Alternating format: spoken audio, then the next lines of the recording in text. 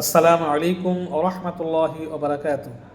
আজকে আমরা দিনে কমপক্ষে কতবার ইস্তেগফার পাঠ করা উচিত বা আমাদের কি পরিমাণ ইস্তেগফার পাঠ করা উচিত সে সম্পর্কে আল্লাহ রাসূলের একটা সুন্নাহ, আল্লাহ রাসূলের একটা আমল সম্পর্কে আলোচনা শুনব।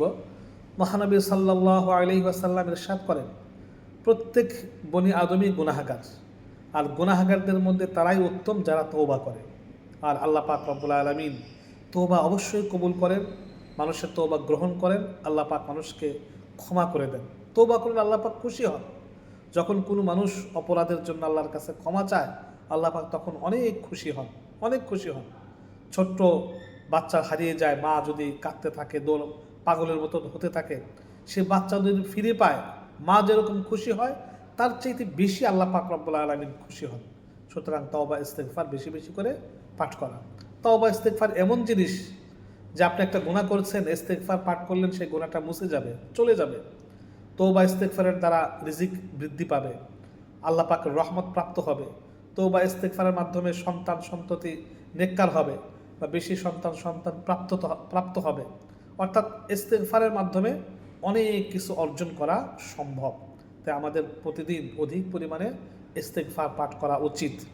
দো জাহানের সরদার নবী মুহাম্মদুর রাসূল সাল্লাল্লাহু আলাইহি ওয়াসাল্লাম, যিনি নিষ্পাপ ছিলেন, তার কোনো গুনাহ ছিল না, তার কোনো গুনাহই নাই, তারপরে আল্লাহ রসুল নিজে বলেছেন, ইন্নী লা আস্তাগফিরুল্লাহ আযজা ওয়া জাল্লা ওয়া আতুবু ইলাইহি কুল্লা ইয়াউমিন মিআতা মাররা।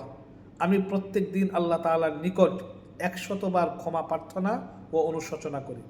আল্লাহ রাসূল যদি 100 বার ইস্তেগফার পাঠ করেন, তাহলে আমাদের কি পরিমাণ ইস্তেগফার পাঠ করা উচিত।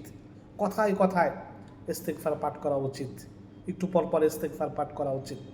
ইস্তেগফার হলো কোনো ময়লা জীবাণু লাগলে যেরকম সাবানের মাধ্যমে, পানির মাধ্যমে আমরা পরিষ্কার করি, তদ্রূপ কোনো ব্যক্তি যদি কিছুক্ষণ পর পর ইস্তেগফার পাঠ করে, ছোটোখাটো গুনাহ, সগীরা গুনাহ, যে সমস্ত গুনাহ হয়ে যায়, জেনে না জেনে অজান্তে হয়ে যায়, ওই গুনাহগুলো পরিষ্কার হয়ে যায়, ময়লার মতো পরিষ্কার হয়ে যায়।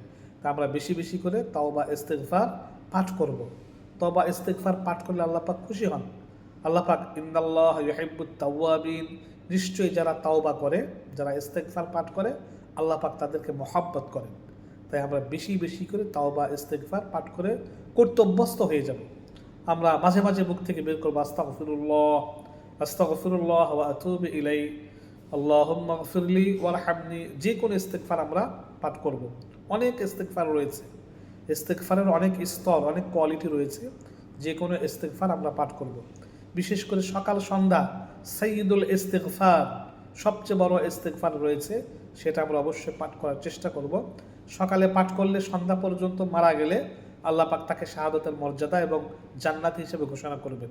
আবার যদি সন্ধ্যার পরে পাঠ করে সকাল পর্যন্ত যদি সে মারা যায়, আল্লাহ পাক তাকে শাহাদাতের মর্যাদা এবং জান্নাতি হিসেবে ঘোষণা করেন।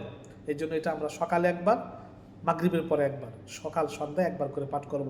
আল্লাহুম্মা আনতা রাব্বি লা ইলাহা ইল্লা আনতা খালাকতানি ওয়া আনা আবদুকা, শেষ পর্যন্ত ইস্তেগফার পাঠ করব। আল্লাহ পাক রব্বুল আলামিন আমাদের সবাইকে আমল করার তৌফিক দান করুক, আমিন।